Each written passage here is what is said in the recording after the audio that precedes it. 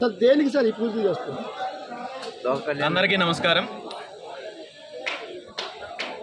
ప్రముఖ శక్తిపీఠ క్షేత్రం పిఠాపురంలో ఈ రోజు నుండి 5 రోజుల పాటు జరగబోయే శ్రీ రుద్ర సహస్ర చండీ యాగ సహిత రాజశ్యామల యాగము ఈ ప్రాంతంలో ఇక్కడ ఈరోజు మొదలైంది. ఈ యాగము 5 రోజుల పాటు జరగబోతోంది. లోక కళ్యాణార్థమై ప్రజల క్షేమం కోసం ఈ రాష్ట్రానికి పట్టిన దుష్టారిష్ట గ్రహాలన్నీ కూడా తొలగిపోవాలని, ఈ రాష్ట్ర ప్రజానీకానికి మంచి జరగాలని, రైతులకు మంచి జరగాలి, యువతకు మంచి జరగాలి, మహిళలకు మంచి జరగాలి, ఈ రాష్ట్రం అన్ని రకాలుగా అభివృద్ధి చెందాలి, శుభాలు జరగాలని ఒక మంచి సంకల్పంతో అమ్మవారి అనుగ్రహంతో ఈ కార్యక్రమం ఈరోజు ఇక్కడ మొదలుపెట్టడం జరిగింది.